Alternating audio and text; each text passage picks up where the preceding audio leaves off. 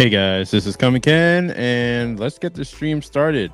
Today I'll be working on probably a little bit of the witch illustration, but I'm also working on my latest page, like page of colors for Saintly. So I might flip back and forth between the two, and we'll just chat and talk about whatever we happen to come across in the topics today. So yeah, that's pretty much it. Let me get my iPad connected and then we'll go ahead and get it started.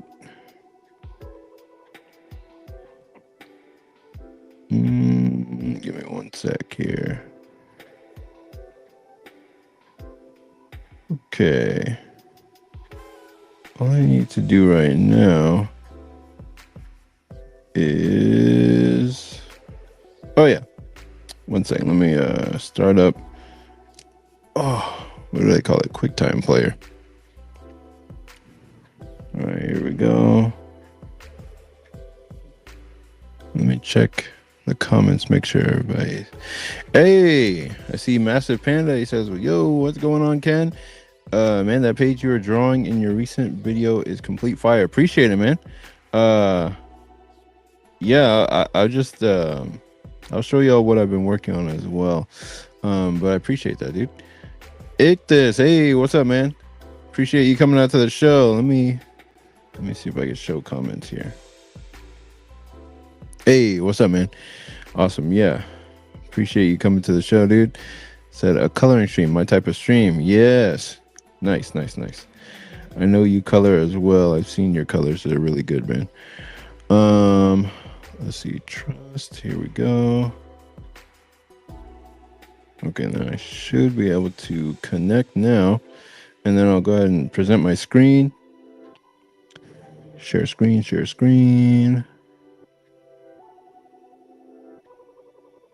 And then we'll just get it started here. Here we go. Entire screen. There we go.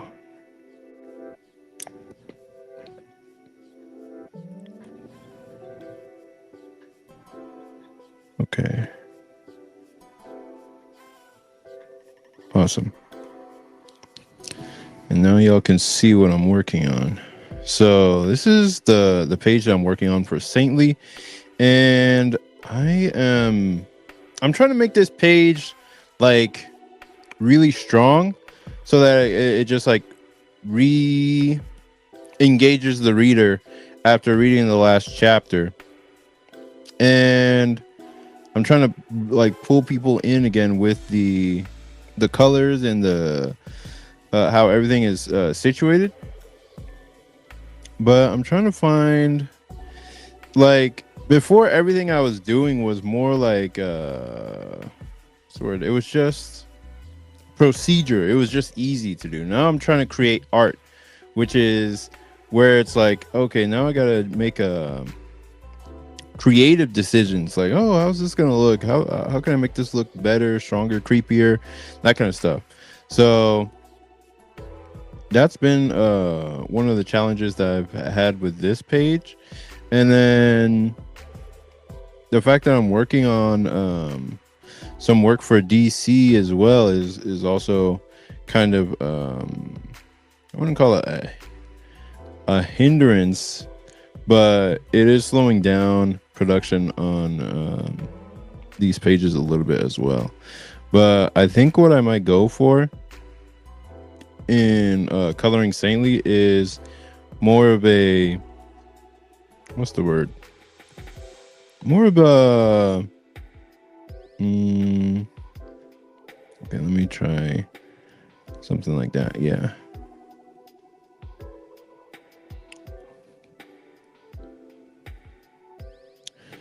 More of a like flat color type deal, or something that looks like webtoons but not the most highly produced webtoons, like something that gets the idea across without having to go all out in the rendering, because that would take up time, and I would save the real deal rendering, or like the real deep rendering, for pages that I want to go all out on. Is this really the flats layer? Yeah, pages that I want to go all out on and that kind of stuff. So let me make sure I'm referencing this correctly.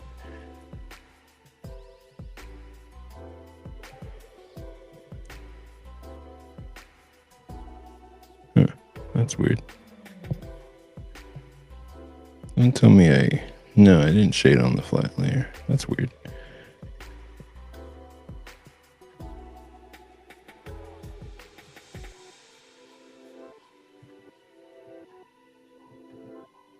I don't get it.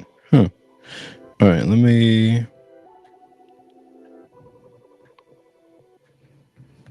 try to light it and see what happens.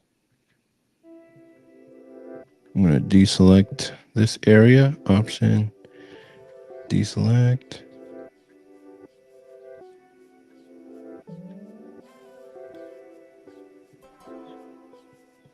Okay. Where's the selection pen? If I hit option, I'll deselect everything. Good.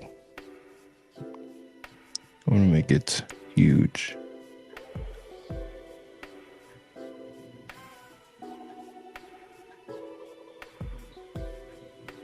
Nice. All right, and then just drag a gradient. Let's see what that looks like. That is the light layer.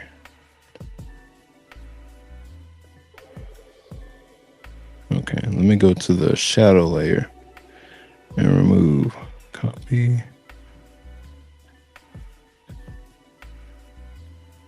All right. Whoops. Command.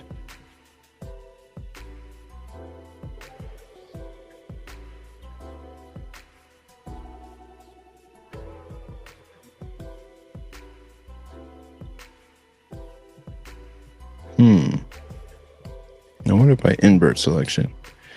Then let me see what's It says, thank you, Ken. Hearing from a pro and students from the Kubert School to me is a huge honor, both from you and Nick Capone. Oh, yeah, appreciate it, man. Yeah, no problem. Yeah, Nick Capone, I remember him from school. He was our librarian at the time, but he used to go there, and then I think now he's a teacher or a teacher now. Okay. Hey, Nick Stream, what's up, man? Appreciate you coming out to the show, dude. Hello, fellow comic kenners. I don't even know what to call y'all in terms of like you know how YouTubers have a name for like everybody who watches. I don't know what kind of name I would call y'all. That would be comic kenners is not it. Maybe comicers. I don't know. But comicer is a word. Like it's like a word used for somebody who makes comics. So maybe it'd be that. Let's see. If I go to the light layer, and let me see what's up to El May. Appreciate you coming out to the show. What's up, man? Master Panda says, I'm gonna keep it real. I really don't think anything on Webtoon is in the same tier as your work. It's not even close. Not trying to be mean, but it is what it is. I appreciate it, man. Thank you. But I don't know. I always look at Webtoon stuff, and I'm just like, how can I make my stuff, I don't know, look more like that, or look more, I guess, professional and that kind of thing. So that's always what I'm looking at when I look at Webtoons and that kind of stuff. I'm just like, okay, how can I make it look just a little bit more polished? So I'm still working on that for sure. Let me I'm gonna just go to the light layer, deselect everything, and just erase.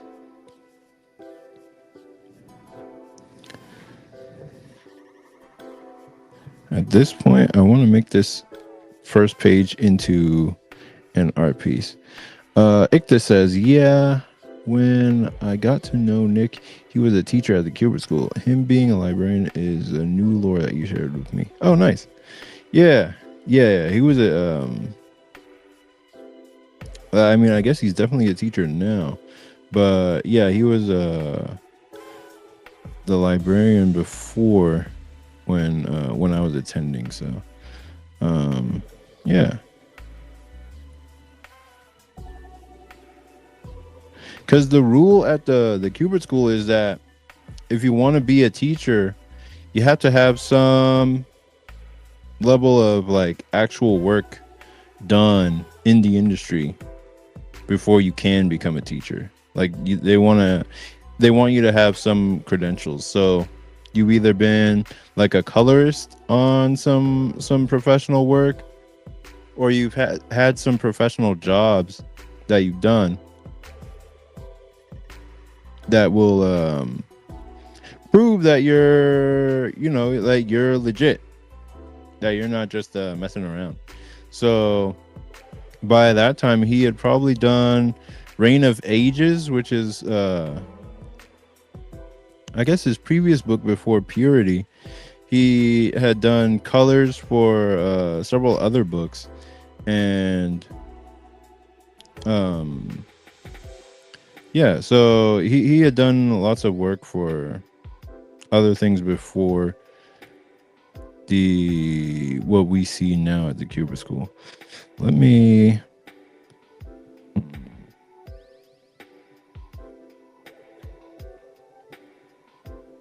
clothing. Is that really it?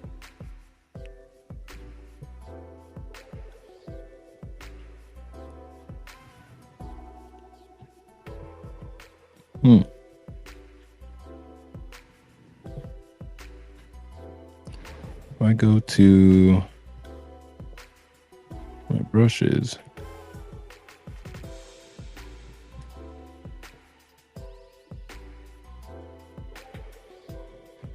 let me make sure this is still showing. Okay.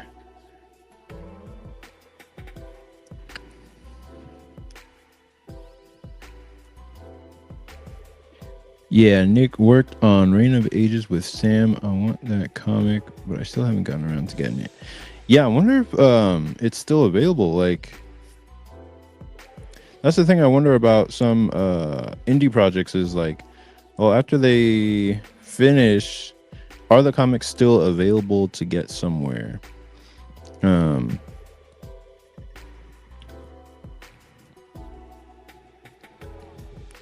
Or do they just kind of disappear into the ether, you know, until the next campaign or something like that? Okay, so I'm trying to do her shadow there. Not shadow, the little highlight that she has.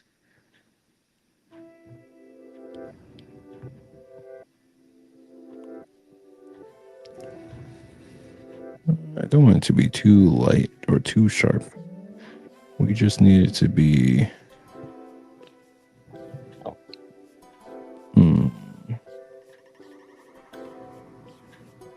I want it painted. Oil paint. Make it small.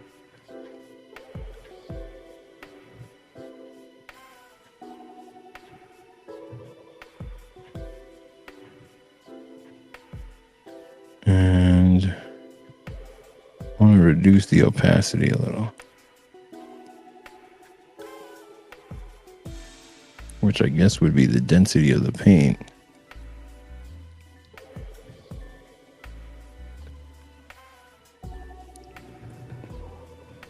There we go.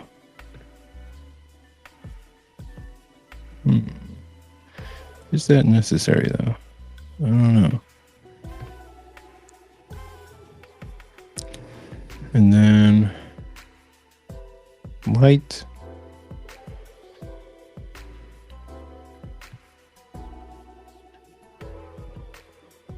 I could probably put like some type of highlight underneath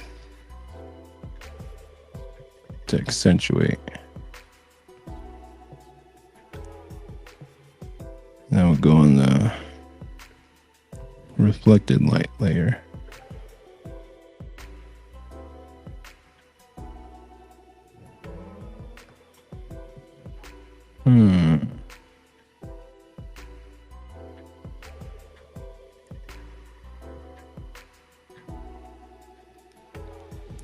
Master Panda says, yeah, disappearing into the ether is a big thing in indie comics. I wish people would make things available on Indie Planet so people could order them way later or something like that.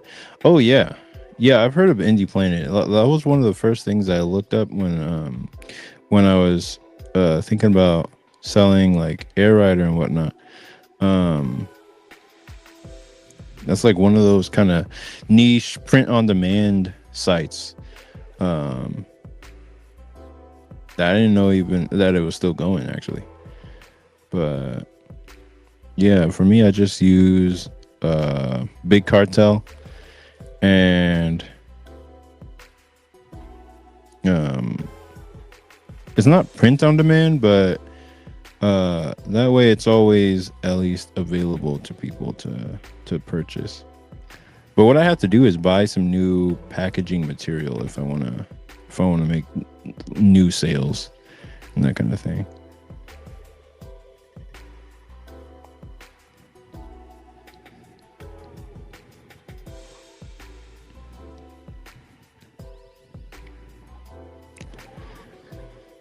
All right, let me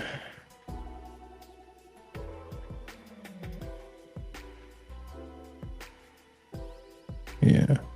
Wait, is this all in the highlights layer? Darn it. I want it to be on the highlights layer.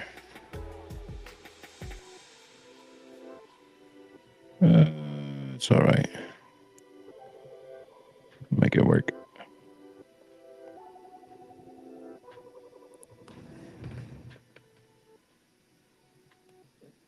I will scrub that through.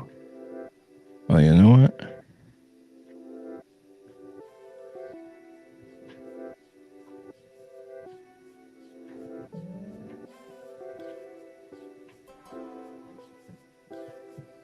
Let's see. Ictus says, I feel with global comics existing, there's no excuse of no avenue to share your comic work. Yeah, absolutely. 100%. That's where I have Air Rider posted to this day. Just because it's so easy to post on global comics, like you could just have whatever you created up on there, and it's super easy. Like it's really intuitive, like interface, and I don't know, it's just a good place to post your stuff to get eyes, or to just have a place to post it. It's kind of like Comics Fury or Webtoon, but for comics specifically. Let me see.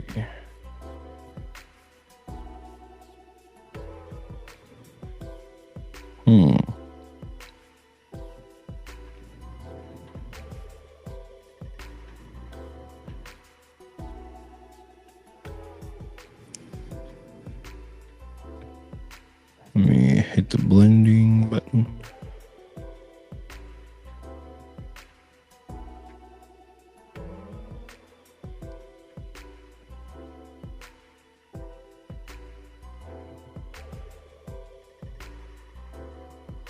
And then let me just put some more underneath here.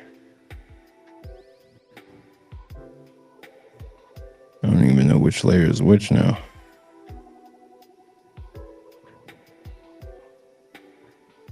Okay.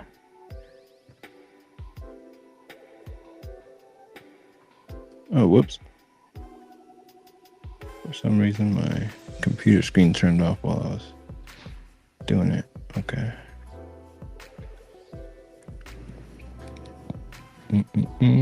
Share screen. Here we go.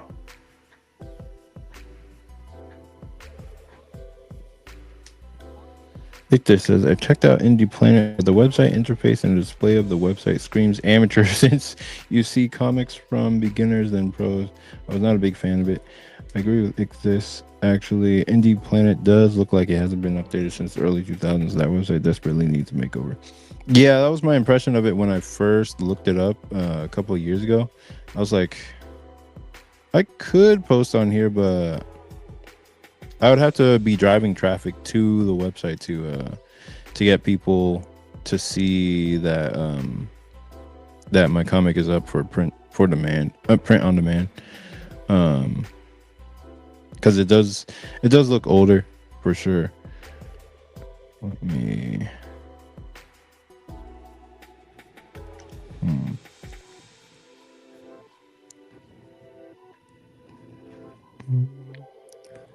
Okay.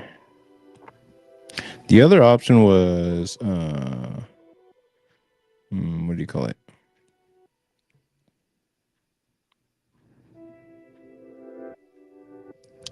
KDP? No, not KDP. Comics Wellspring has a print on demand type thing, and that's where I print my comics. They have a print on demand type thing, and I haven't made use of it, but it's there. It's available. It's an option. So that's one of those things I would think about.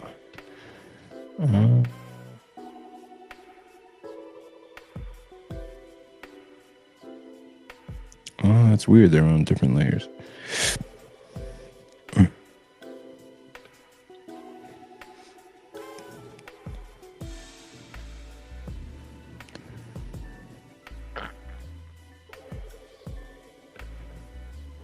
Okay, let me see what kind of light I can put on her. Shift.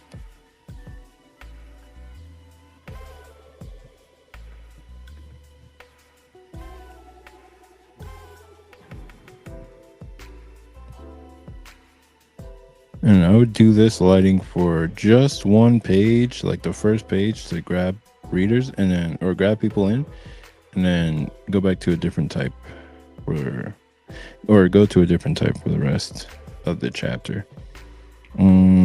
Shadows. Take these shadows. What if I stop showing that?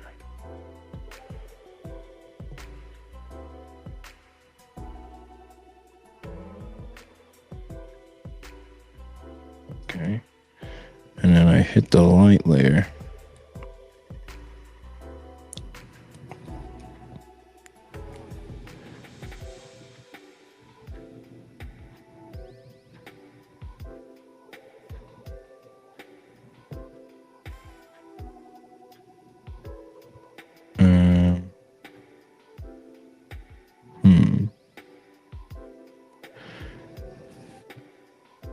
No, that doesn't look quite right. But if I hit Command Option, or just Command, and then I hit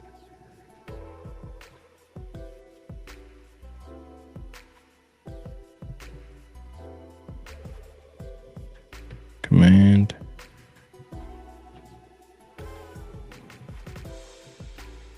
go to light,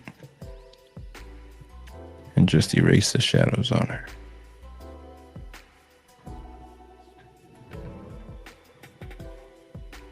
It's a big ass eraser. There we go. And then I'll take this light,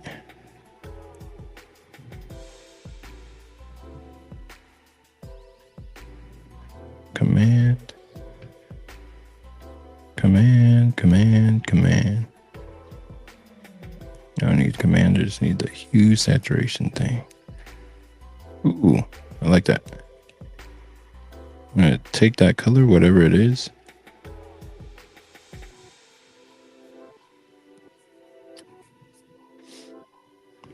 Then I'm going to see if I like something else better.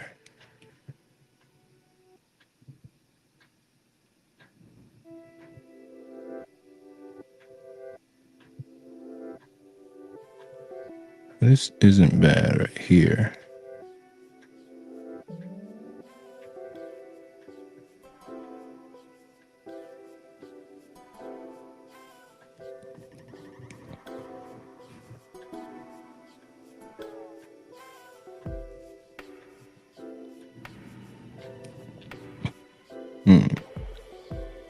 Tough call, tough call. Let me hit the highlights layer. And then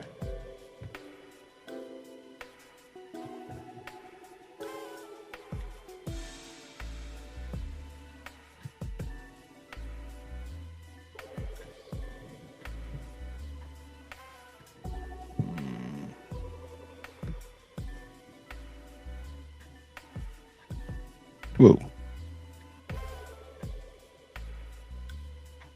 No, we want this.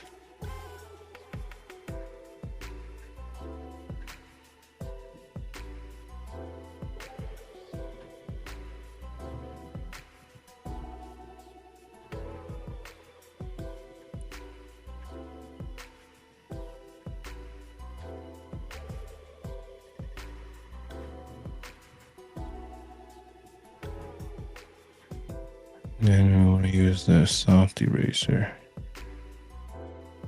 for most of that.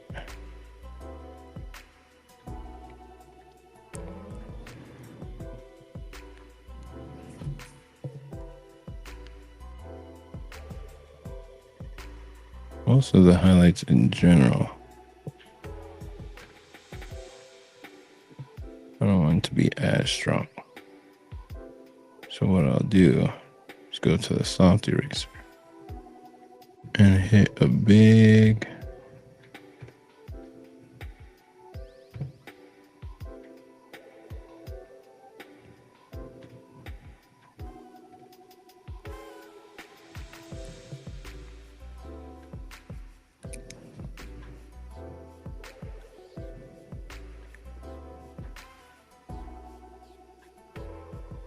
so that was on reflected light. Okay. I'm gonna hit save. And what I do want to do is give her eyes the glowing effect. Darn it. Switch back to studio mode. They kind of give you the option to flip to, what do you call it?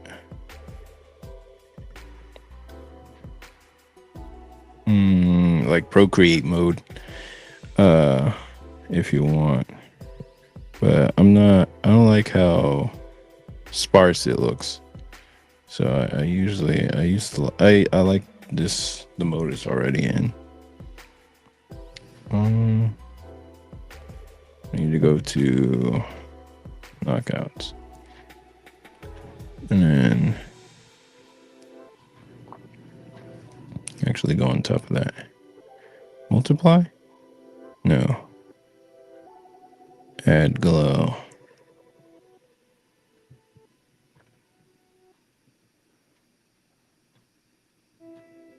Or glow dodge. Nope.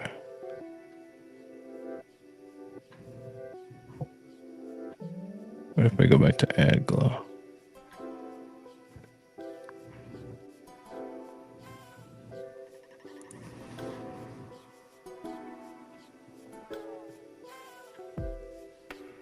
I don't think it really adds anything in this moment for her eyes to be glowing like that.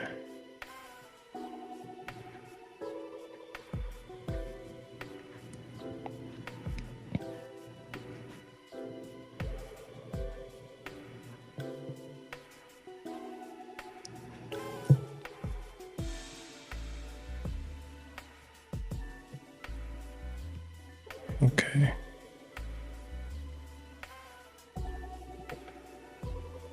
Now I'm gonna have to go to this layer where all the shady stuff is, and then erase that off of him. Yeah. Let's see. Massive says, Ken, do you ever have reservations about re-promoting old work, knowing that your current artwork is always your strongest? As I'm correcting old artwork for a re-release, it's really hard to look at. Yeah. Um, I know that feeling exactly. Like, I still want to promote Air Rider and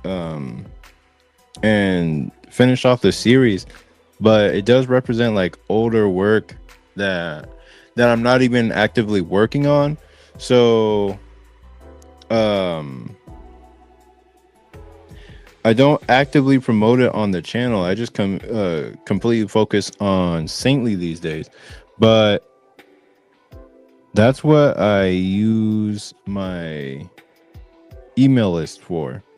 What I wanted to do with Air Rider is set up an email list chain so that when people sign up to it, there would be a sequence of emails that would um, send out automatically. It would be an automation that would send out like um, Air Rider as, or send out an offer for Air Rider. Like, if you like reading the comic, here's the full book, the physical copy of the book if you want to buy it. And that would be my promotion for Air Rider, because everything that I'm doing in terms of drawing is to promote like the physical sales. um so that's what it would eventually lead to.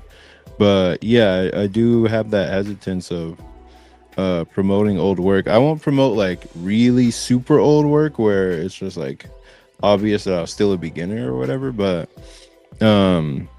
you'd actually be surprised at how much people find value in your older stuff, that even you are like, y'all like this?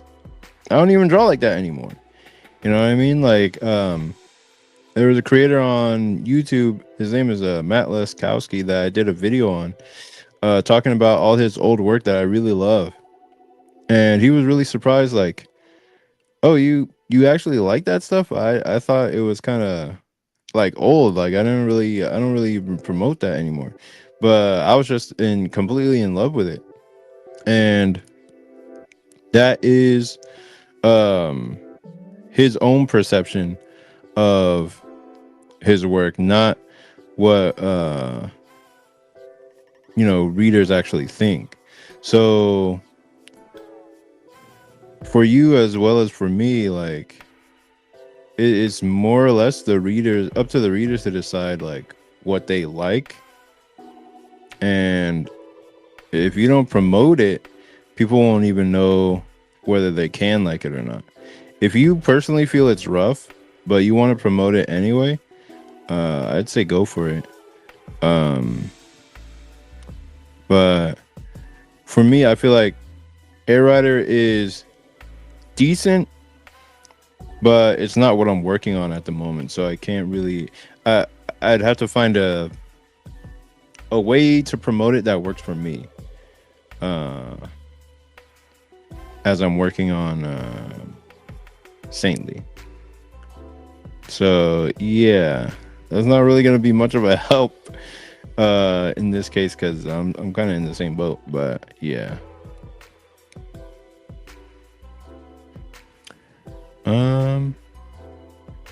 You're talking about Matt Lisnewski? No. Laskowski. This guy named Fox Orion online. But if so, that dude's artwork is so incredible. His rendering is insane. I wish he'd come back to maintain YouTube videos again. Oh, making YouTube videos again. Yeah, no, I wasn't talking about him, but I remember his videos because I would watch them whenever he was posting, because those were really thoughtful videos, and I liked hearing his perspective on stuff. And then he realized, like, yeah, I'm not really a YouTuber. I don't like making videos, and I feel like I said as much as I wanted to say on the subject. So peace out. And that was it. So it was like nice while they were here, but then he just went back to being just an artist, rather than trying to do YouTube and art at the same time. And trying to do this and art at the same time is difficult, no doubt. Um, but the things that I'm trying to do in the future is the reason why I'm making YouTube videos. Uh, like I wouldn't be making this if I knew that I just wanted to be an artist or something like that. Like I do, but at the same time, I guess certain income goals wouldn't be as possible, or certain independence wouldn't be as possible without getting up on YouTube and making a channel. Because then, if you want to promote your stuff, you kind of have to rely on other people to, throw you a bone here and there, like, hey, you can promote your stuff on my channel and whatnot. But if you grow your own channel and get good at becoming an entertainer, like that's something I'm still working on. Uh, um, just like becoming more clear in the way I speak, or becoming just a little bit more entertaining in my videos. Just like a 1% each video, just like, okay, let me improve this aspect of my YouTube content. Because YouTubers, after a good decent amount of time of producing content that people like, they can end up putting out a comic book and it makes millions of dollars just because they're a famous YouTuber. And it's like, dang. And then when you read the comic, it's like, okay, this is kind of good. It's not always the best thing in the world, but I'm trying to imagine, like, what if somebody who can actually like write or is dedicated to the craft of writing and telling stories, also made a YouTube channel. And that's why I continue to do this, because it's like, okay, if I build my own platform, then eventually I'll get the opportunity to sell my own work, like Penguin Zero or Eric July or Corey X Kenshin. Like they started off YouTubers and they're like, you know what, I can write too. And then they just put it out there, and it's like they don't have to have somebody put them on. They don't have to get a publisher to do it for them. They can just do it themselves, and people will be excited about it and check it out because of the YouTuber attached. If I wanted to shortcut this process, I'd probably find a way to get attached to a more famous YouTuber and just have them promote it for me or be under their imprint or something. But I hope that wouldn't entail selling some ownership or something like that. You know what I mean? Maybe they get a cut or a percentage, but to raise up your own channel and platform and whatnot, it would require you to like over 10 to 15 years of you just putting out consistent videos or better videos, just showing that you're a household name or showing that you're a consistent presence in people's lives through your work and putting your stuff out there. And then once you've proven that you are here to stay and that you're not just going to disappear, come back, disappear, come back, then you can put out a comic that people really like to read and whatnot. You can do that now without having to do a YouTube channel, but I'm trying to do it at a huge scale so that I can get enough recognition to do more of the projects that I want to be able to do without having to borrow somebody else's platform.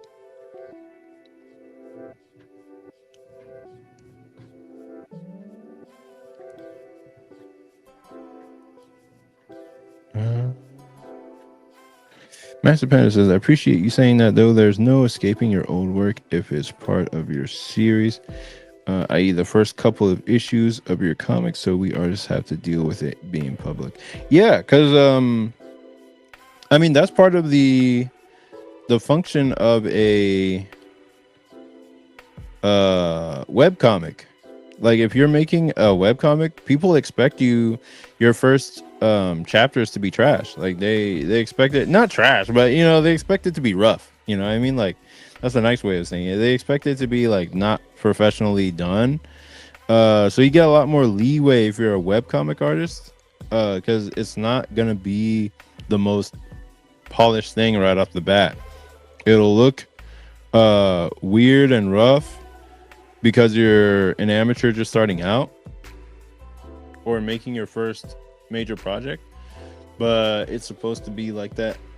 And readers will accept that. Oh, okay, he started off kind of rocky, but he got better later on and improved his work. So yeah, it's to be expected, you know what I mean? And JOM, what's up, JOM? Or Jom says Jim Lee does YouTube. Yep, I've seen him on YouTube. I think he does Twitch and then reposts to YouTube or something like that. But yeah, I've seen a lot of his videos. All right.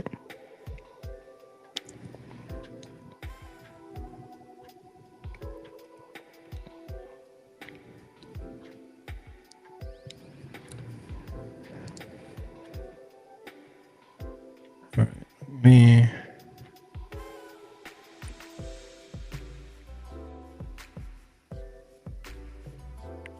What if I remove her shadows here?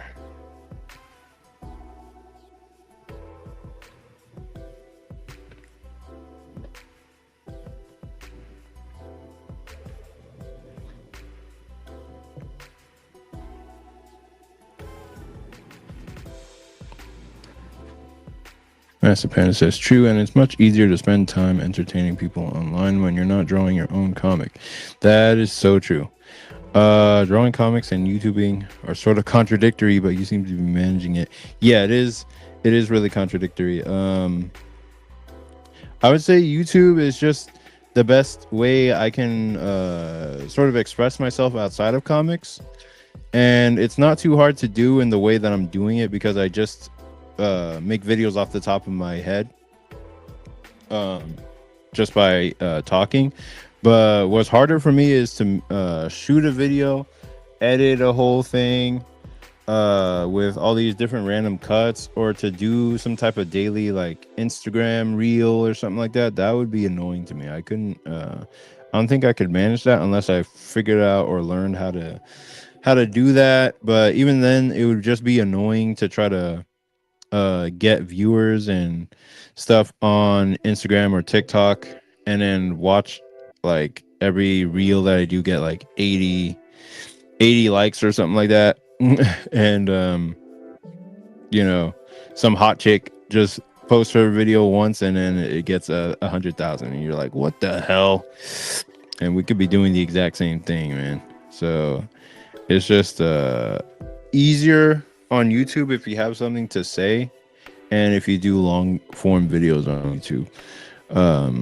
I just think it would be harder for me to do it on Instagram or anything. Let me see. Just the Atlas. Hey, what's up? It says, dang, I still suck at paneling. Yeah, paneling is it's hard to do at first if you don't know how composition works, But once you figure out composition, then it becomes a lot easier. I'm trying to think of the book that I use to really get good at it. It's not within reach, but the book that I use for paneling is called Molly. It's called How Pictures Work by Molly Bang. And she shows the very basics of how comic paneling works and can basically guide you through the whole process of it. So yeah, it's let's see. After reading that book, it'll just become a lot easier to understand how panels work in general, and you won't have such a hard time with it. Uh, okay. Command.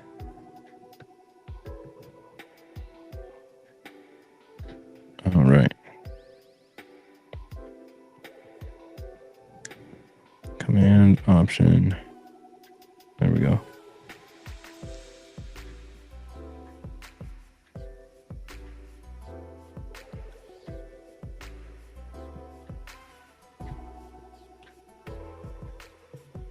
No.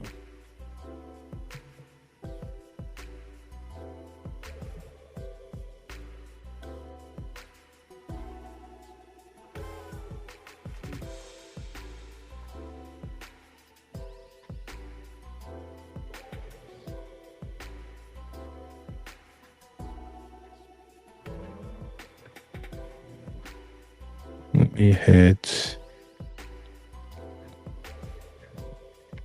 the soft eraser.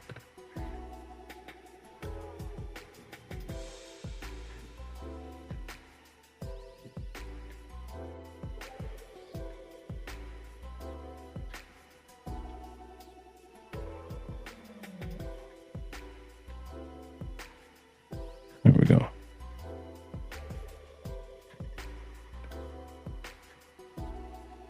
All right.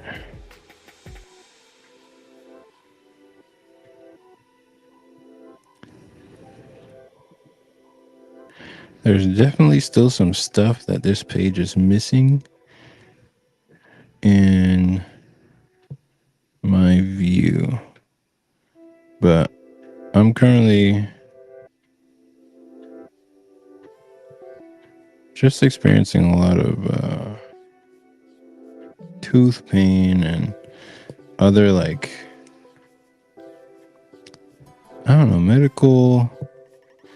Yeah, it's just mostly the tooth pain, and I'm hoping it's not a raging infection that's affecting me, but um, I have to. What's the word? Let me see. Let me go to another layer. My mind's kind of not all there because of that. It's like always constantly thinking about this, or constantly thinking about, like, man, am I gonna be okay, or is yeah, I just gotta, like, sort of wait for some things to get better before I can, like, really focus. But for the most part, I just focus as much as I can at with what I got, so it's not too distracting. Let's see.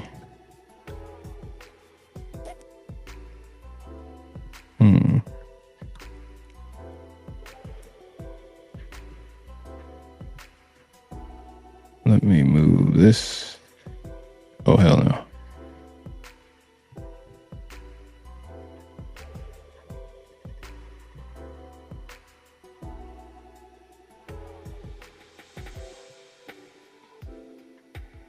There we go. Dang it.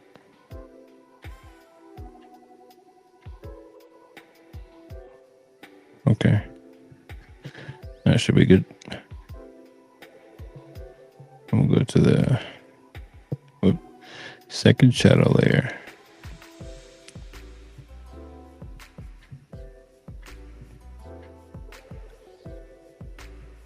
Second shadow layer. Yes. And we'll hit the gradient.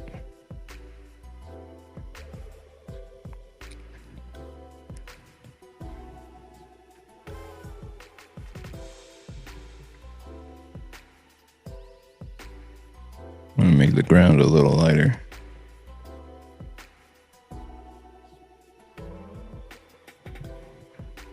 Oh, y'all can still see what I'm doing. Good.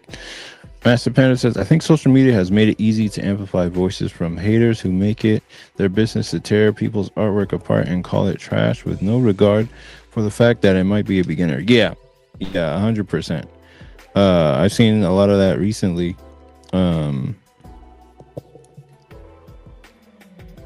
I saw a video of somebody criticizing what's that guy's name? Honesty? Or maybe they go by Bonesaw or something like that. But yeah, they were criticizing their work. What's that called? It's not called Killjoys. It's called Shogunned. Yeah. And yeah, they were really going in on it, but that guy's like young. And to be able to make that level of work at that age is really high level. Despite the criticisms on the video.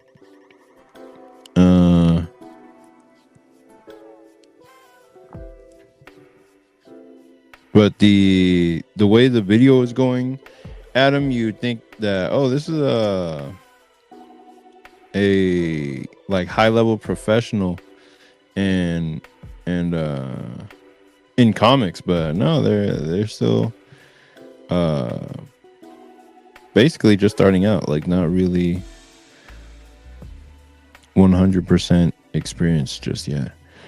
I'm trying to figure out what I want to do with this ground here. I want to lighten up the color. Maybe if I use the eraser. Yeah. Well, not that light. Or maybe that light. I don't know.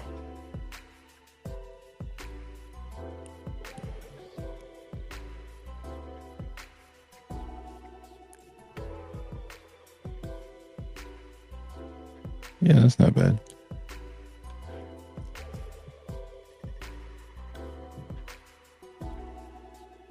I'll go to the flats layer and then I'll select the same ground. I'll select this part of the ground.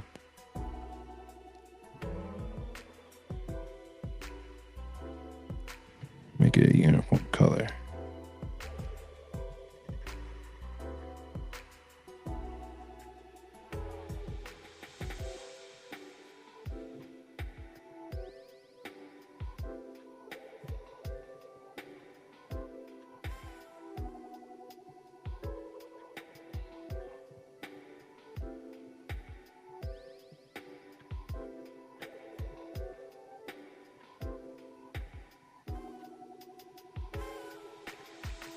Just sort of blend it all in there. There we go. Jay Home says Taylor Swift said, "Shake those haters off." Yeah. Yeah, I bet she has lots of experience with that.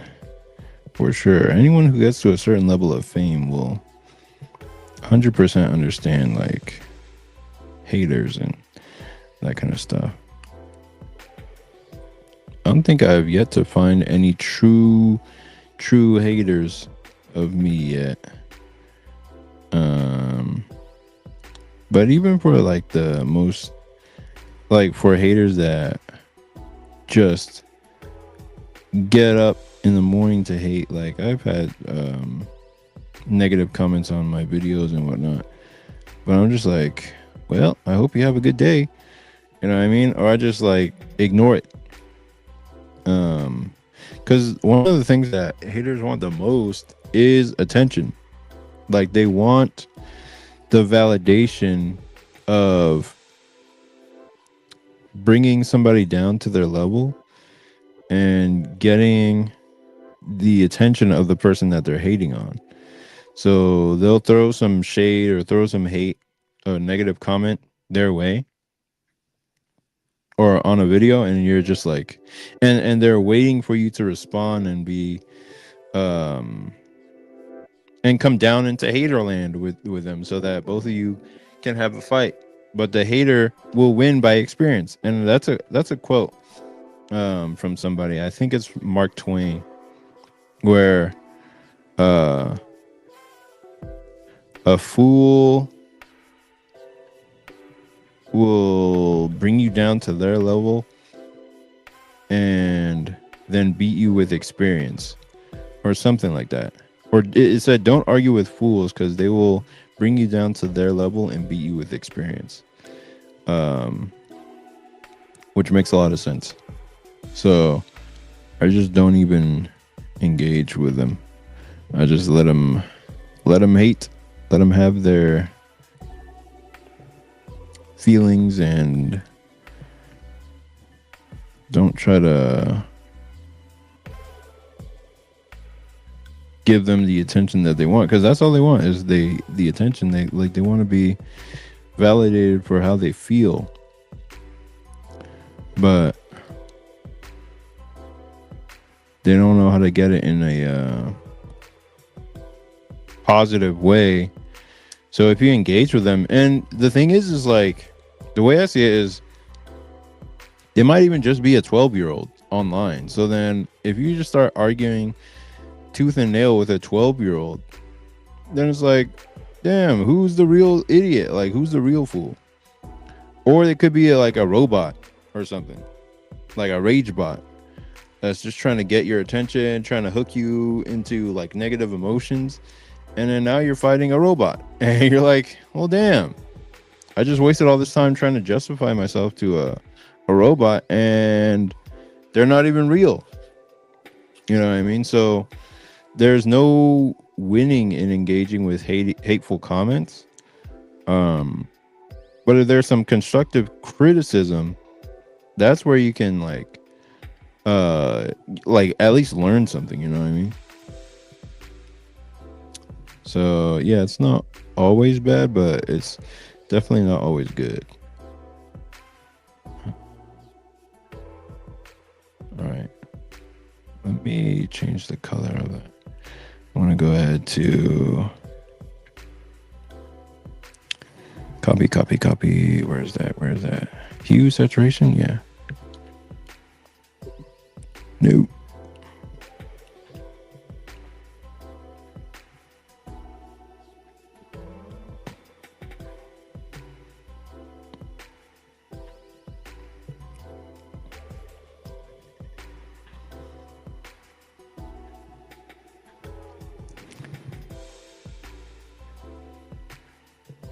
What if I put it in multiply mode instead? Or color burn? No. Multiply. No. Overlay?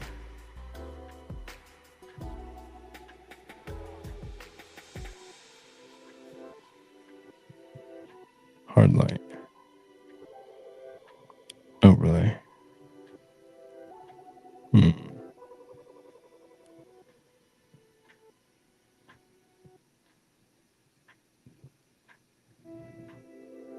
It's hard to tell which.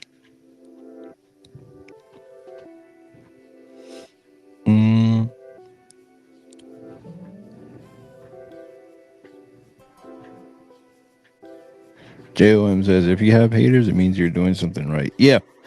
Like, if you have enough attention on your work to the point where people are like, man, I don't like this person, it means you have enough attention to even get people to hate on your stuff.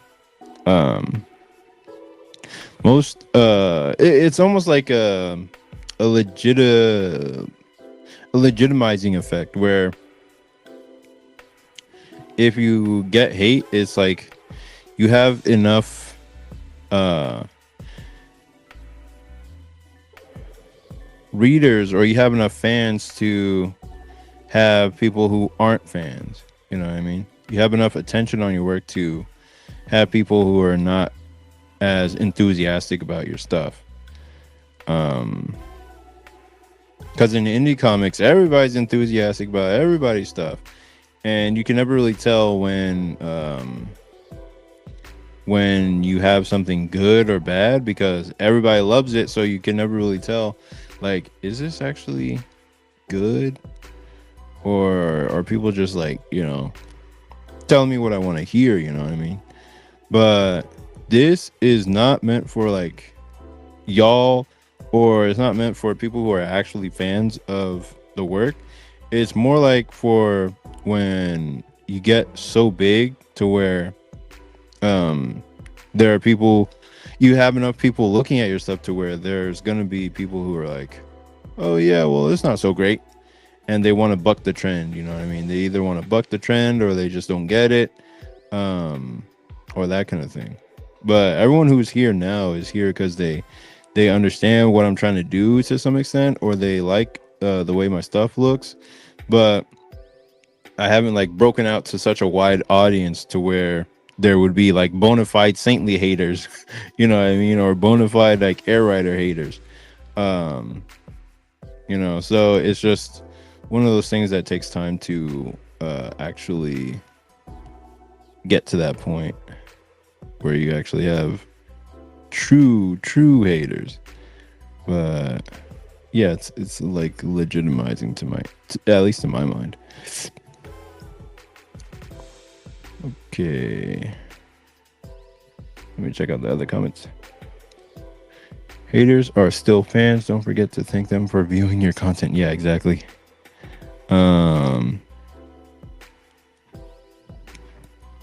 And they are definitely fans in a way. Like sometimes, and even in my case, like where stuff that I used to like or hate, or stuff that I used to like is something that I just end up hating because of a choice or something that they did in the story that I'm just like, man, I hate that they did that. And then I just become their biggest op. You know what I mean? Like, it's just like, oh, y'all rubbed me the wrong way, and now I'm gonna hate till the cows come home. You know what I mean? Like, it's just haters don't have to be somebody who just purely hates your stuff. It could be somebody who likes your stuff, like Marvel movies. Like, I really loved all the early Marvel movies up to Endgame, and then post Endgame it's just like, damn, y'all dropped the ball.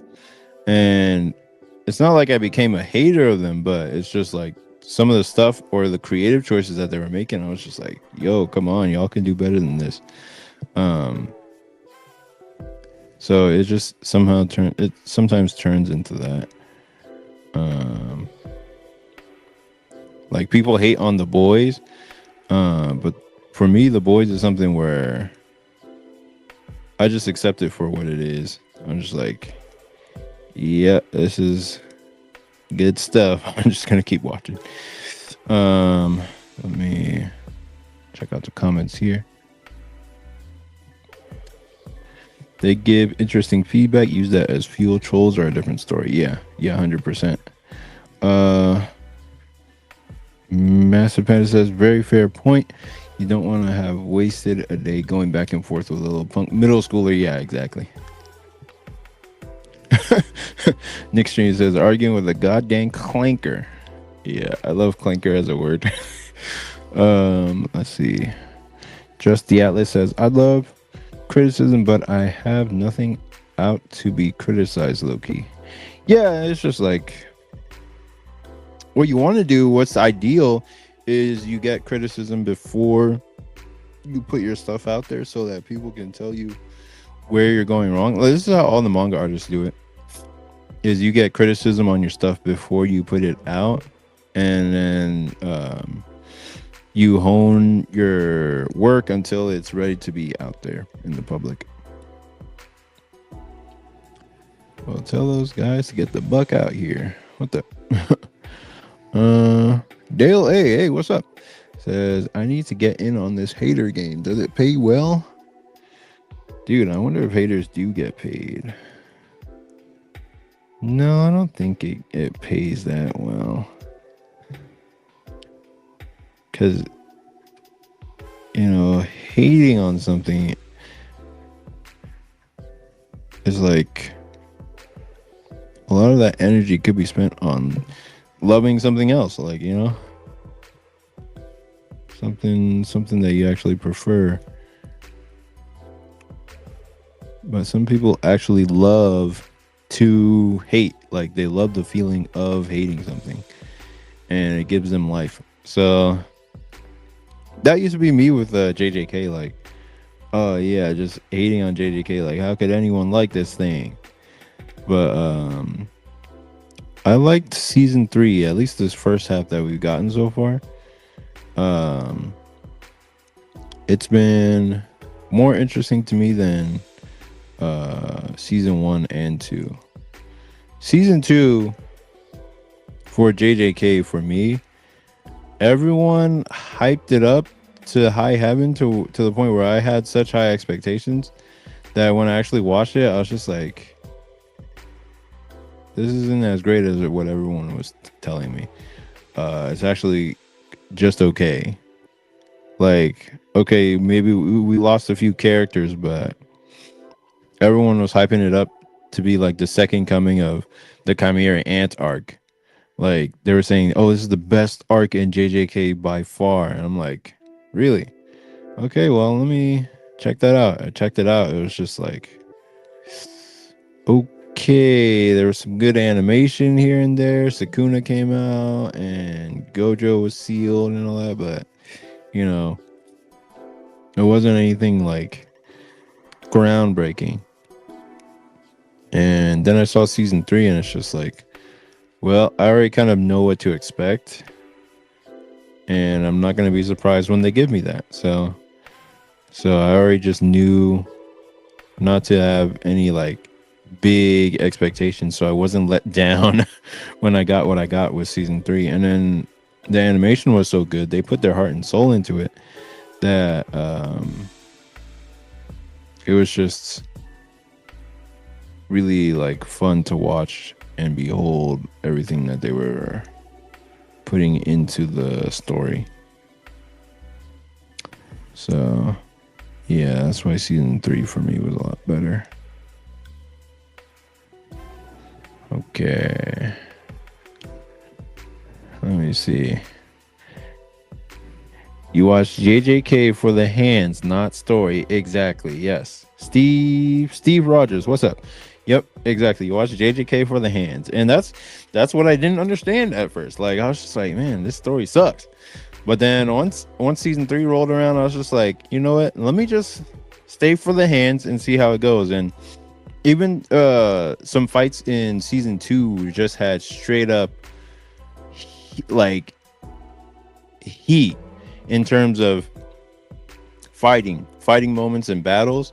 Yuji's fight with Choso in the bathroom, like that was a top tier fight that I don't really see people talk about too much, but that was like a top tier fight, and I didn't expect Yuji to lose that one, but that was really, really high quality. But I wouldn't recommend binging season 2, because for me it was just back to back action over multiple episodes in just like a sitting or two, and it was a little overwhelming to the point where the action would just kind of glaze over my eyes, and I'd be like bored, because it would just be movement. But if you watch it week to week, it's less overwhelming. And then to see Yuji fight Sukuna fight Mahoraga, like he's really good at coming up with these different concepts, but he's not good at, or the creator is really good at coming up with these different concepts, but not good at making you care about them through the story. So that's the only problem with JJK's like storytelling and whatnot. Let me do something here. I want to put down some type of stamp, or not a stamp, but let me check out the comments. Have editor for that. Only political haters get paid. Yeah, that's probably true. Let's see. Like this says, hating is way too radio for the algorithm. If the topic is hot, like upcoming movies and shows, especially if it has material from previous works like novels or comics or source material. Yeah, the thing about uh hating or like those types of videos in YouTube for the algorithm is that they're only good for the moment, or they're only good for the week or the day that they come out, because the next week it's going to be something new. People aren't usually going back to those videos to watch them over again because they're not topical anymore. So it's hard to, it's not only hard to, it's easy to find material to make those types of videos, but those types of videos aren't evergreen. So people aren't going to be going back to them to watch over and over again, because their use or their function is only in the day or the week that they're created. And even then, you have to be one of the first people to report on it, or one of the have one of the most interesting takes, or be known for that type of content, so that people are like, oh, this is that guy who talks about this thing online, and he's gonna tell me the opinions that I want to hear. So yeah, that type of content can be a trap if you're not really into doing that type of stuff.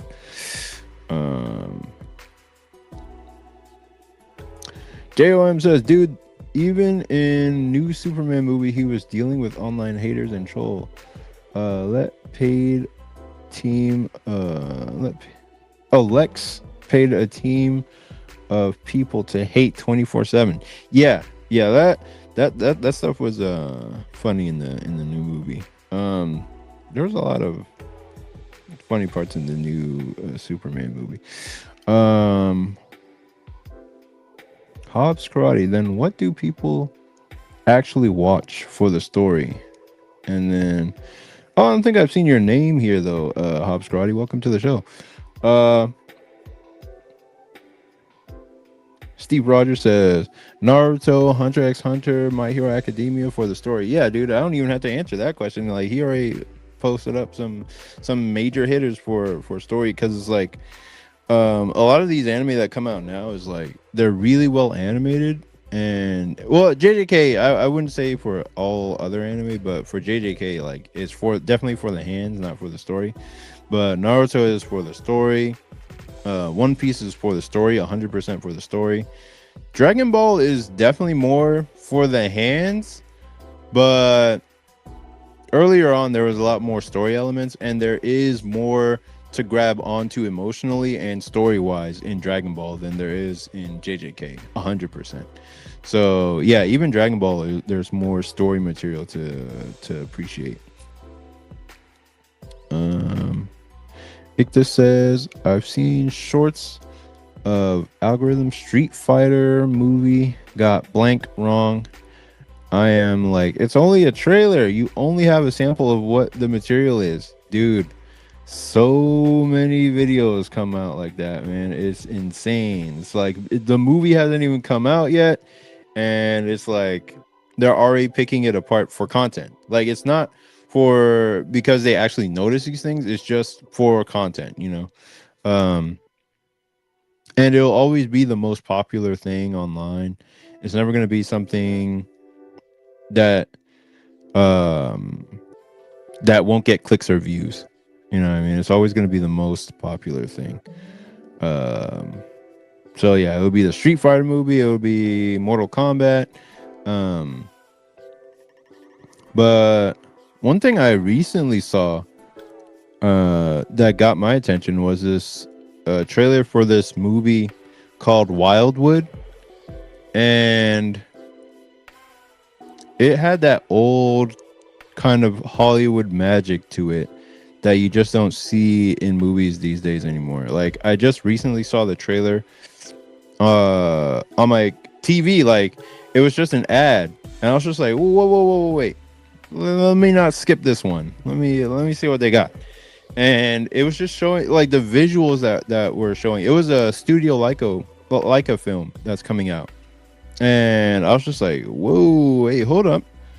They might be cooking. Let me see what they got. And it just kept showing like visual after visual of just like uh and the trailer wasn't made in the same way that all trailers are made, with the same music, the same drums, the same dun dun dun dun sound effect that happens in every trailer.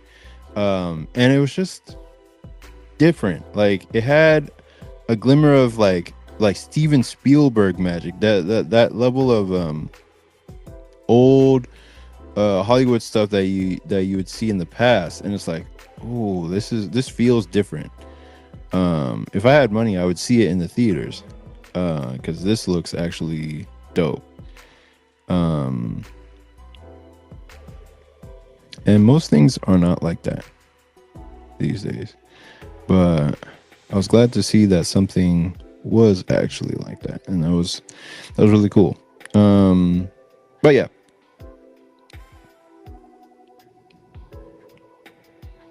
let's see. Just the Atlas says, I low-key gotta go, but where should I post my work? I was thinking of just posting it on TikTok because I don't know where else. Depends on your target audience. Like TikTok, you're gonna get a lot of girls. Uh, probably on TikTok.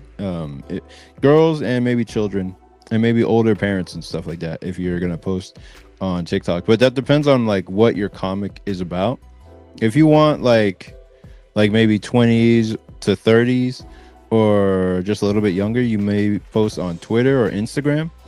Um, but yeah, I mean, it really depends on what kind of work you have, where you're comfortable making content. I'm just comfortable on camera, and not everybody is comfortable. Not everybody who's an artist is comfortable talking on camera. So if you are good at that or want to develop that skill, then definitely make use of it, because you can get the highest returns on YouTube if you're just good at talking and can keep a conversation going. Um, but where you post depends on your strength. And if it's a comic that you're making, then you can post it to Global Comics. Global Comics is a solid platform. Webtoons is a solid platform, but I wouldn't sign up to do their Canvas, or no, their originals program, because the contracts are notoriously bad. Um, you can also host on your own website if you're doing a webcomic and that kind of thing.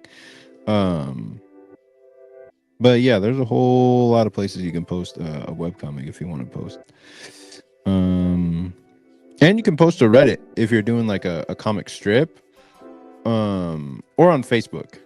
Like those are all good places to post a comic strip, or Instagram, which is kind of Facebook these days. But yeah.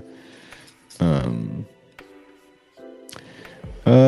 JOM says, if you know animation, the generation anime is lacking in quality compared to real anime from years ago.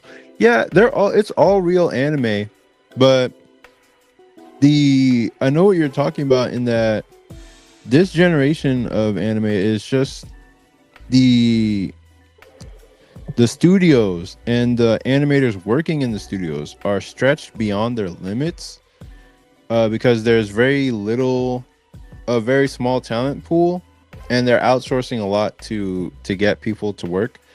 And then there's a small talent pool, and then there's a massive amount of anime that is greenlit and being created. So people are never out of work, but at the same time, they get paid so little that they really can't have a life outside of making anime. So the industry over there is feeling the squeeze, and that's what we're seeing, because these days you're seeing like maybe 1,000 projects of anime created every season or every year. versus back in like the 1990s, there was maybe only 20 or 30 major projects that would be produced each season or each year, and there was a lot of talent to go around that could be used on each project. So they would have like an abundance of talent to throw at each project. So a lot of anime just looked top tier because they had the time and the manpower to make it work. But even then, there was like they were, doing their best to try to manage time and resources. And now it's just completely out of hand. And they're having to take in money and funding from all these different companies who are putting their say so on different ways and means that they can create their stuff. And they're having to outsource to France, China, Korea to get all their work done. Whereas it used to just be done by the Japanese because they had the manpower for it. So yeah, it's a completely different industry now. Just like comics, just like manga, it's all different now. And now AI is gonna come in and change everything. So we'll see how it goes in the next 10 years, man. But yeah, Master Panda says the good thing is that Dragon Ball has a very distinct, memorable, and unique characters. For everything it lacks in story, it more than makes up for with characters. Just my opinion, though. That's not even a wrong opinion at all, man. That's completely correct. Because the characters are so strong that they carry the story. Like the story may not be the strongest element of Dragon Ball. In fact, it's not. But the characters are so well realized that they can carry whatever story that Akira Toriyama wants to tell with those characters. So no matter what type of story he's telling, the character of Goku is just strong enough that he could do anything with those characters. Like you can imagine them in any type of situation and you would know what they would say, what they would do, because of who that character is. um they're just that well drawn or well written, whereas some story based manga or anime might be strong in the story department, but the characters are just a means to an end, where the characters aren't as strong but the story is strong. You can find that in a lot of thriller manga or anime where the story just grips you by the balls and drives you through, um but the story aspects or the character aspects just aren't as strong. They're kind of weak. um you're not going to find a lot of iconic characters in seinen manga or in those thriller type horror manga. They're just not going to be as iconic. Dragon Ball Z has a good balance, heavy action and high stakes. Yep, exactly. Nick Stream says JJK would be a good story if the good guys won half the fights and the villains stay winning. RIP Junpei, you deserve better. I didn't care about Junpei. Junpei was only around for like 2 episodes, and he was just this like edgy teenager who was like thinking like, what's the word for it? Like he was Socrates, Plato, like a philosopher type. He was just like, oh, the weight of the world is like, like he thought he knew stuff about the world, but he was just an edgy teenager. And then he died, and then I was just like, oh, okay, well, okay. And then Yuji rages out because apparently he was his best friend, but he was only a friend for like 24 hours, maybe 72 at the most. And I was just like, well, he's gone now, too bad. It was just I was just like, yeah, that's why I didn't really like season 1 that much. Steve Rogers says if the good guys won every single time, it would get predictable and boring. But in Dragon Ball, they win every time. It's just they have like a lot of major setbacks that make it fun and engaging. And the good guys in the shonen have to win every time. Even if they lose at certain periods, they have to win in the end, or else it wouldn't be what we came here for, or what we came to the story for. John says there are some artists who have AI dub their videos. Everyone is doing the art thing. There are some artists who have AI dub their videos. Everyone is doing the art thing. Um, who have AI dub their videos. Yeah, maybe they're typing the script and then they have the AI dub their stuff. Um, but I haven't seen that myself. One guy, his name is Draw and Talk. He did do an experiment where he like AI'd one of his videos, but he didn't tell anybody that he did it, just to see if they would notice whether he did or not. And it was really hard to tell, and that was back in the earlier days of AI and that kind of stuff. Um, if I wanted to do like what was it, like a motion comic for Saintly, and I was trying to do it myself, I might do like AI like voice changer or something like that, which I've done with trailers for Air Rider in the past, where I changed my voice to be the Toonami guy voice, like Optimus Prime. But that was like early days of AI stuff when it was still coming out. Um, but yeah, let's see. It's factory and it's just business as usual. Korea and China are doing anime as well. Yeah, yeah, they got their own productions. Um, Master Panda says, aside from Rachel Smythe's Lore Olympus on Webtoon and Scholastic, Raina Telgemeier, and the Dogman guy, has anybody else recently gotten good contracts and deals? It's like only a select few. Yes, it's only a select few. Um,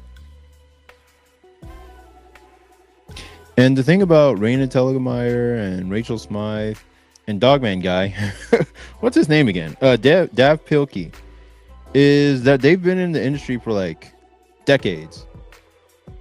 So they hit it big when it was actually a decent market back then, and they were able to stick it out long enough to keep making money at what they were doing.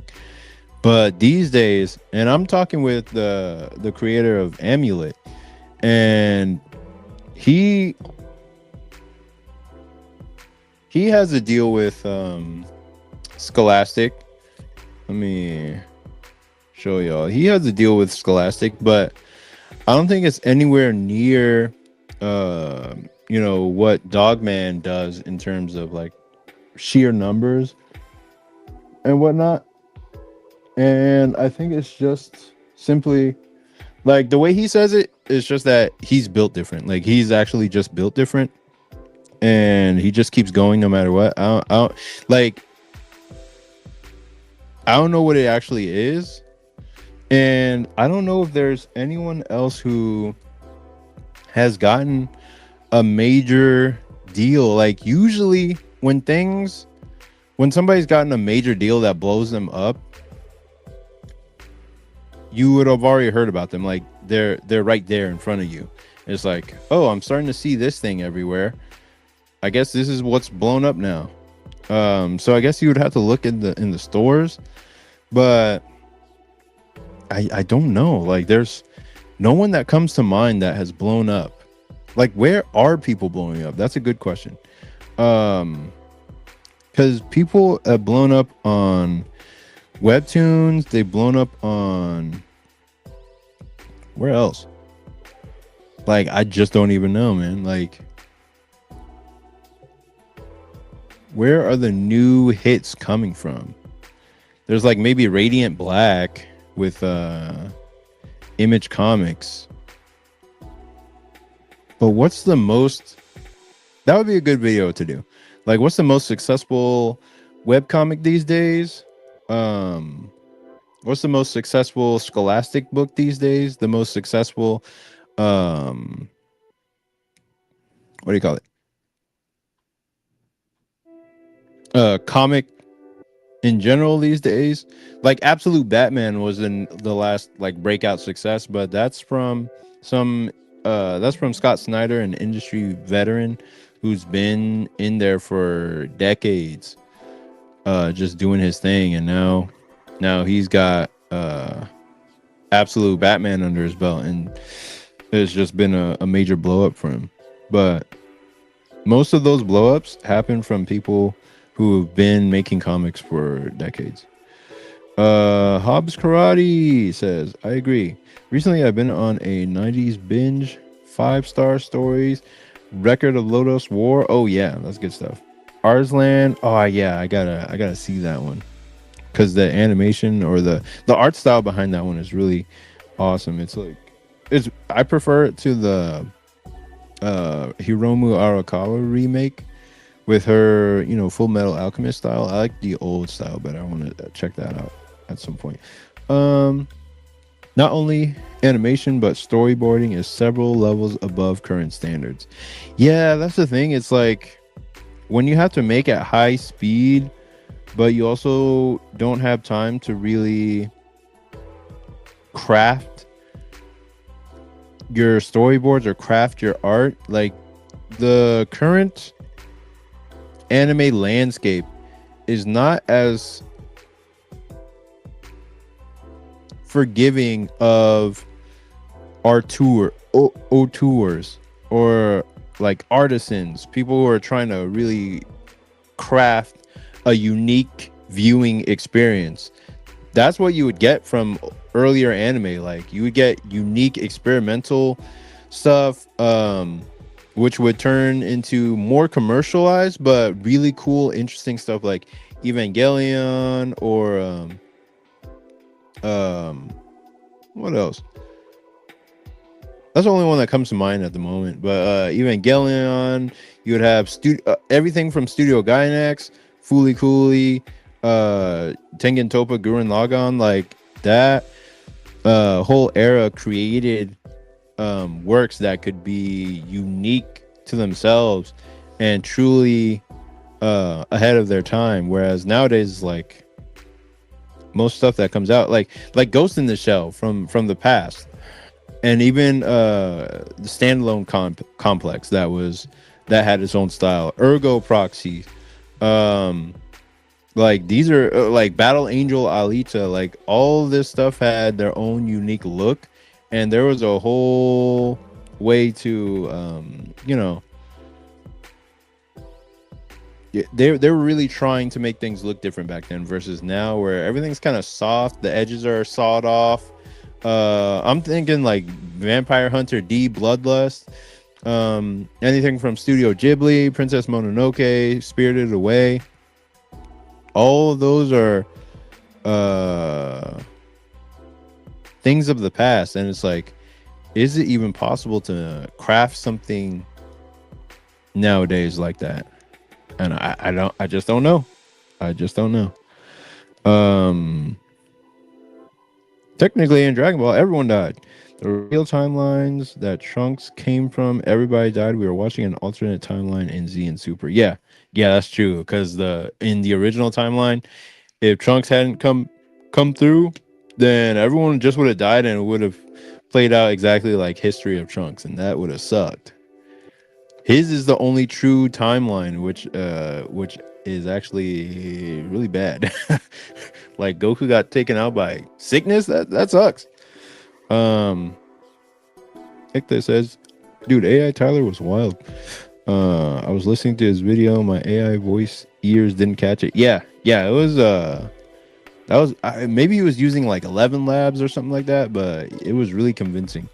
And even back then, it was convincing. Code Ninja says, I'm always missing your lives, bro. No, it's all good, man. I just I have to promote them earlier in the day, but today I wasn't even sure if I was going to be able to come on tonight because of my parents. One of them, my dad was in for surgery, so I had to make sure he was, coming back all right and all that stuff, and he's good. Dale A says, I believe Jeff Smith got a decent deal with Scholastic for Bone back in the day. Yeah, he most likely did. Because Bone was one of those breakout hits that everybody knows. And yeah, it just blew up into this big thing back then. Nowadays, I don't know if there's anyone who's able to truly break out, because the market wants a certain thing, or agents have to see that you have like a big following online before you can even get like a contract with an agent, or into books like that. Like Scott Pilgrim was one of those big things that blew up before the age of the big social media push. Nowadays you have to be big on social media before you can get something like a Scholastic deal. Code Ninja says, I feel like a few people secretly blow up selling the rights to producing companies when it comes to an indie graphic novels. Yeah, maybe. I don't know. Like we have Common America. That's one of those that blew up in the indie comic scene post or during that Comicsgate time, but just a little bit after, and it's succeeded even after that. But everyone, it's kind of like in a free-for-all state where since Diamond exploded, everyone is like trying to find their own way to the piece of the pie. Like they're trying to find their own thing that'll get them to blow up. Because publishing in the traditional sense, or in comics in general, is not necessarily where it's at these days, because you have to sell a massive amount just to break even with your publisher, especially if you don't own the rights. And if you do own the rights, even then you still have to hit huge numbers to even make a living at what you're doing. So it's a completely different industry, and it's kind of rigged against you if you don't know what you're doing. And everyone these days can just start their own thing on YouTube and develop their business from their actions on YouTube and online and social media, and then find an audience and do it on their own. And that's what will get the notice of publishers, and then you can strike a deal based on your being noticed from online media and all that. So yeah, John says Solo Leveling started out as a webtoon. Actually, no, it didn't. It started off as a web novel in Korea, and then what they did was they hired a whole team to create the webtoon that it eventually became, and that's what blew up into the anime and all that stuff. So yeah, it started off as a web novel, and most webtoons that you see that are like the cookie cutter copies of each other, they usually start off from like light novels in Korea, and then what they do is like they hire a team to turn it into a webtoon that people read like crack cocaine. So yeah, that's how Solo Leveling started, as far as I know. Code Ninja says, as far as Scholastic, I hear Wings of Fire is popular with kids right now. Wings of Fire, I haven't heard of that, but okay. Well, I wonder is that a Rick Riordan book, or is that from somebody established, or is it some new person on the scene? Because that's the thing. Like, you could say Wings of Fire is popular, but if it's just a name that we already know from the past, then what are we doing here? You know what I mean? Like, if it's somebody we already know, then that requires some like closer investigation. Dale A says, I sorted Kickstarter by the most popular comic campaigns, and 99% of them were either already a big IP, an already big creator, or a popular webtoon. I actually thought more pornography would be on that list. Oh, hold on. The installation, same thing, I noticed, and the rest are not safe for work. Okay, yeah, there it is. Yeah, that's what I thought. Yeah. So most of them were either an already big IP, yep, Are a big creator or a popular webtoon or not safe for work. Yep, makes sense. Makes sense. Ghost in the Shell is getting a new manga anime adaptation next month. Yeah, I'm excited for that one because it's more closely based on the original manga, and I still have yet to buy that. I need to just get a copy of it because it's gonna shoot up in cost at some point, and then I'm just gonna be like, damn it, I should have gotten it when it was cheap.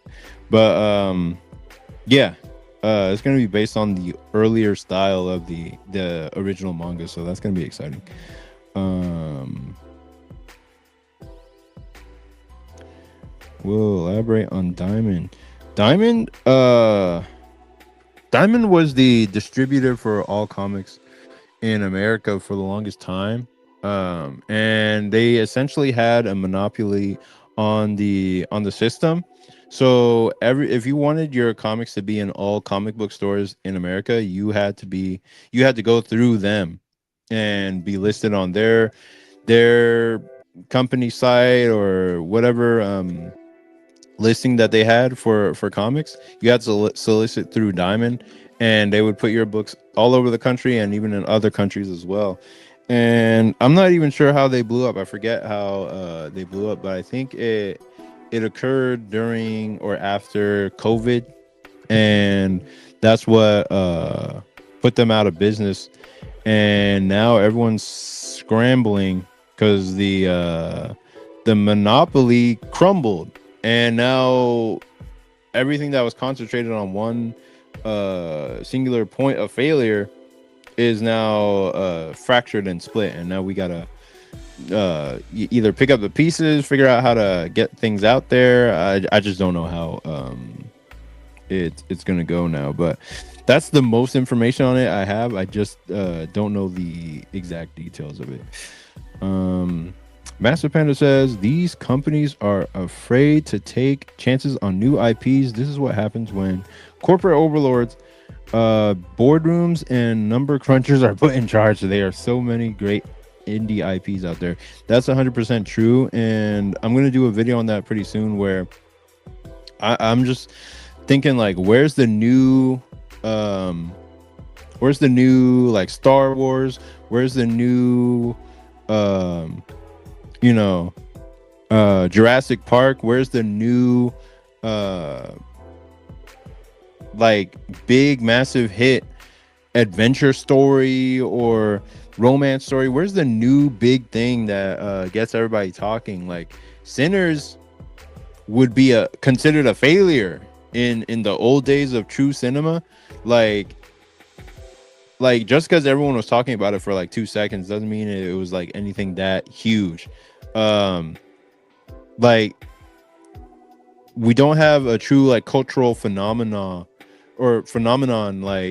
like Star Wars was back in the day, and all they know is, oh, that worked, let's just make more money off of it, let's do it again and again and again, and keep milking it until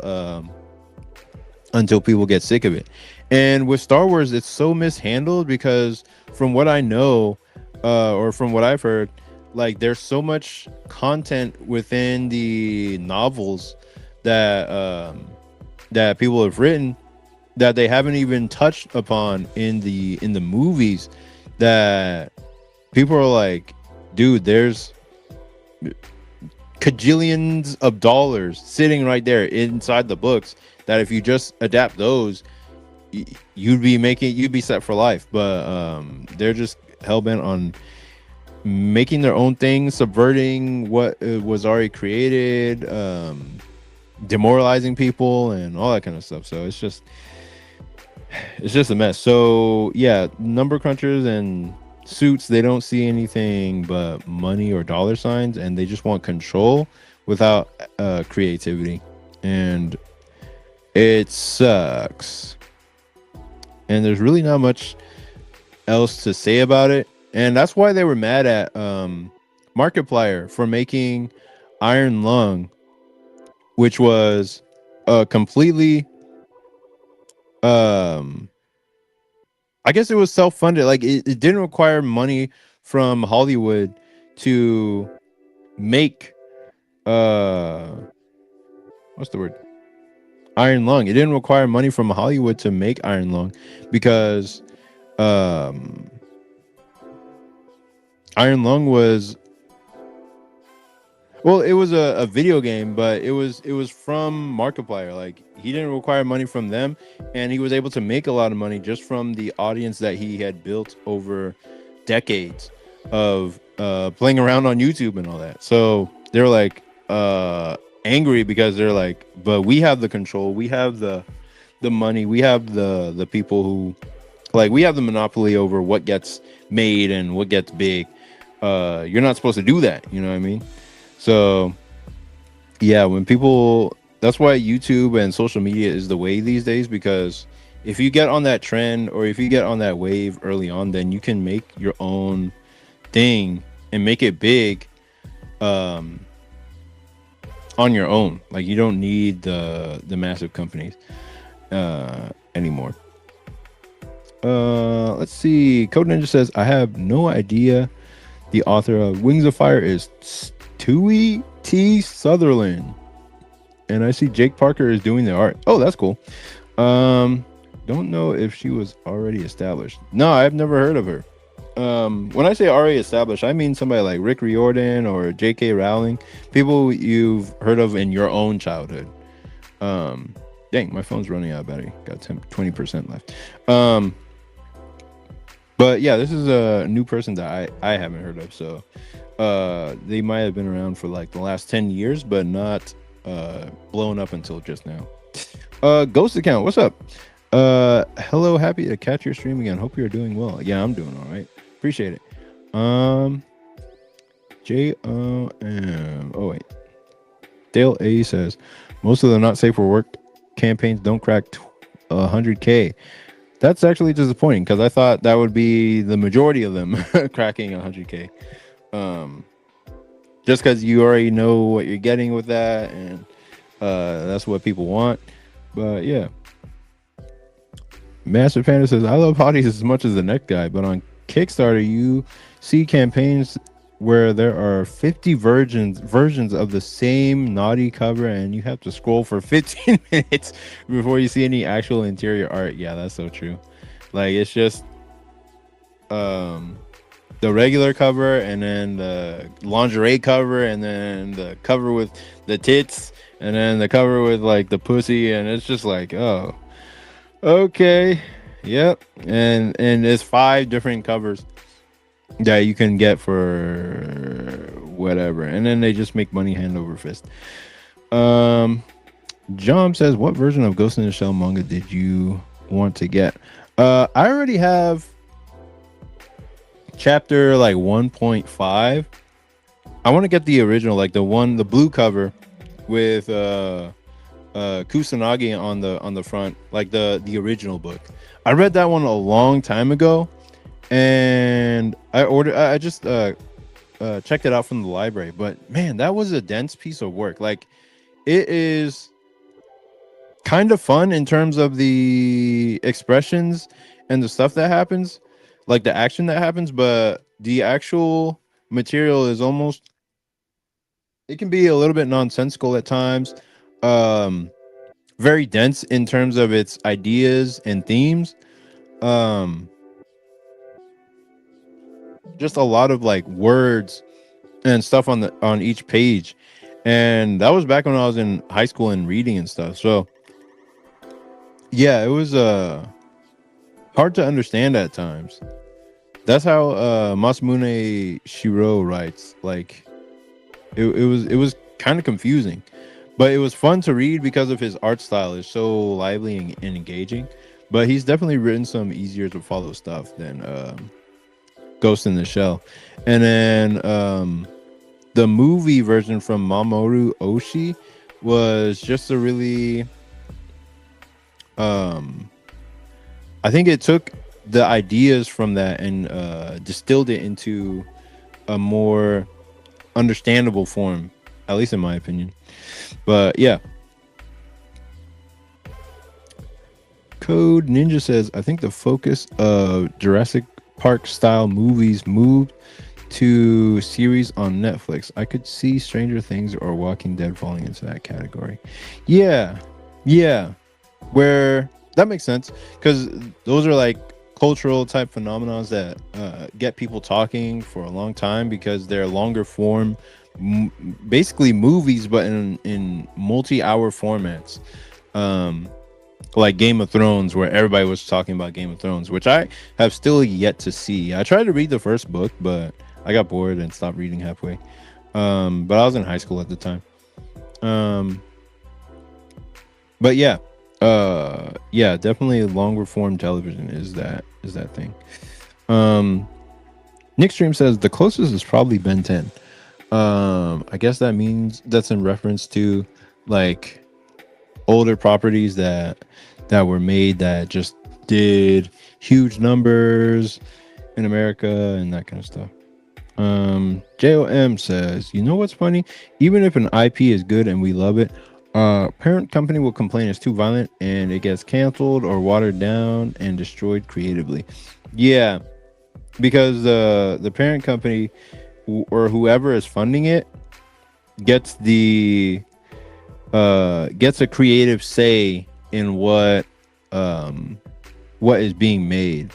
So they're able to control because they put money into it, they're able to control and water down the content or use it to um program people into, what they want people to think. So it's it's always good to be aware of where you're getting your money from or where your benefactor is getting their money from. So yeah, that's the thing. Uh, that could have been the turtle's fate, but fortunately for us, its popular is overpowered by the crybaby minority. I find true successful indie comics on Kickstarter that aren't not safe for work usually fund at the 10K to 30K range, if that. I just don't see Kickstarter as a viable way to keep money coming in. Yes, that's a good way of putting that. Kickstarter is definitely a way to launch a series and a way to get people in the door.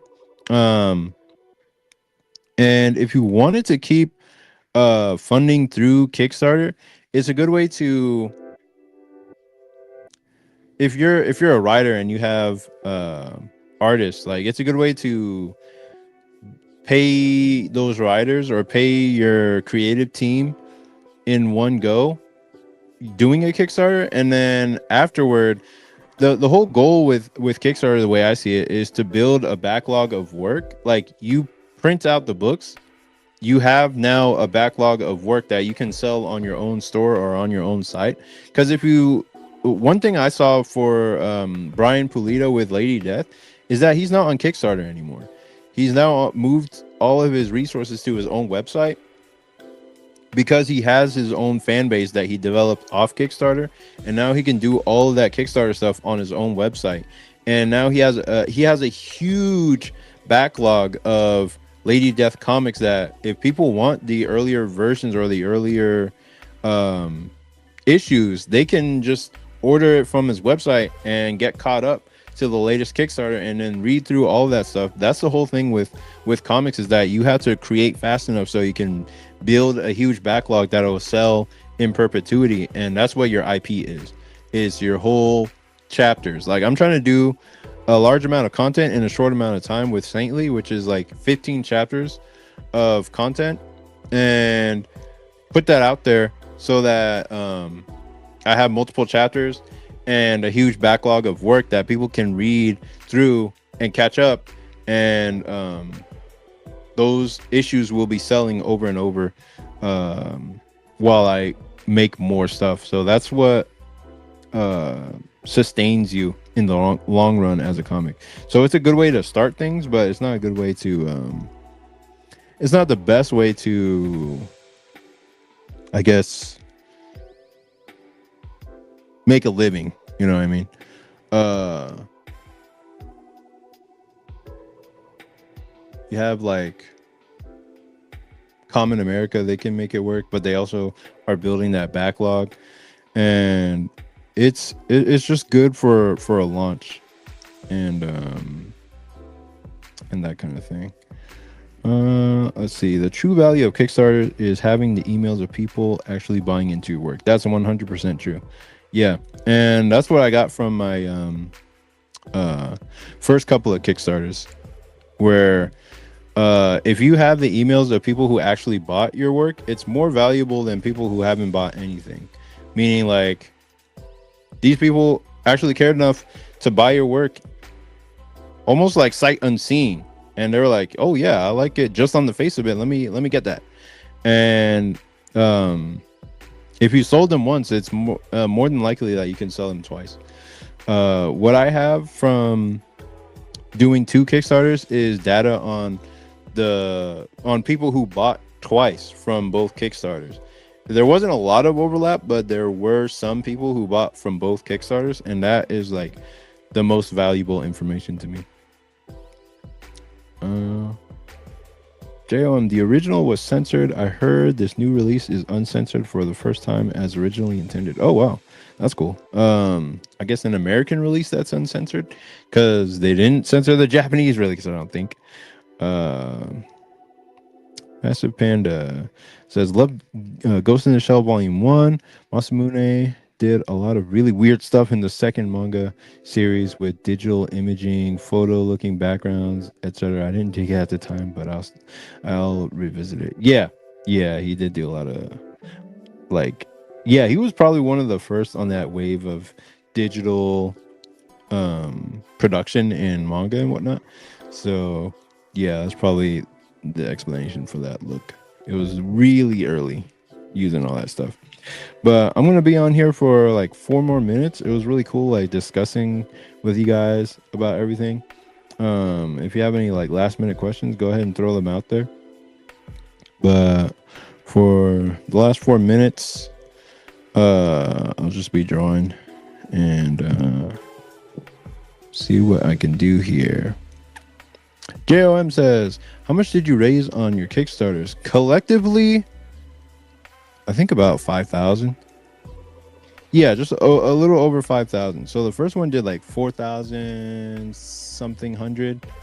And then the second one did like 1,200. And yeah. But a lot of that, full disclosure, came from like family and friends.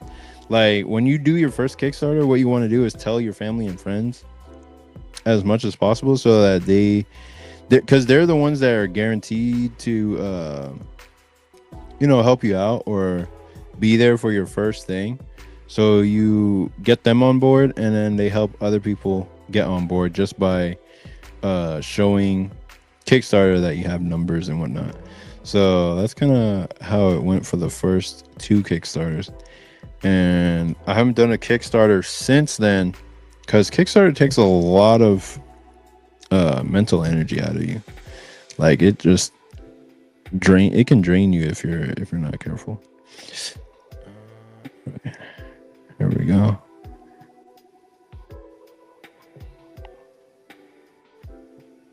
Let me use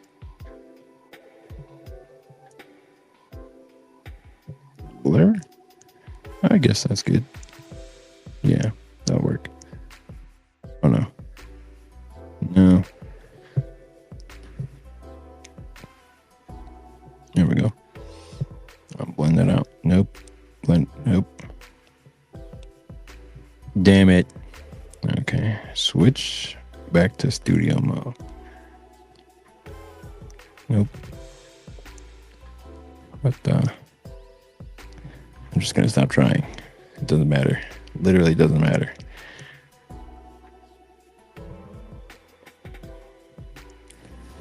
Okay. Let me see. Wait, are y'all saying that the original Ghost in the Shell manga series is getting re-released and it's uncensored? Because if so, I'm definitely getting that. Yeah.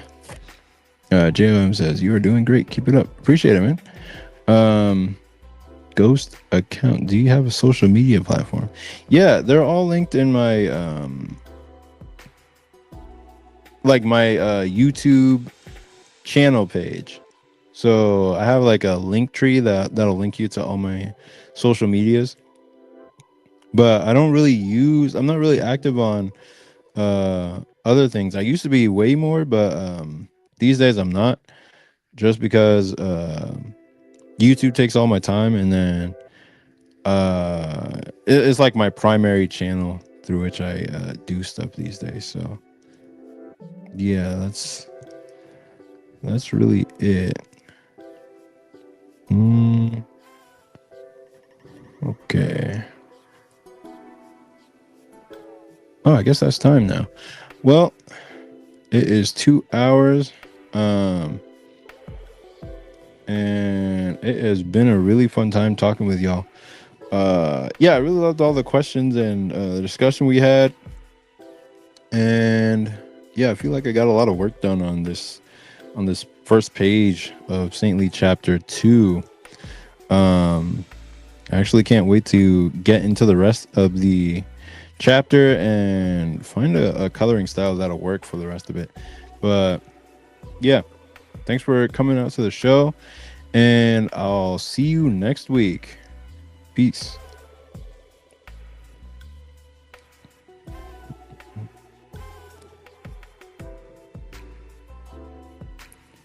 End stream.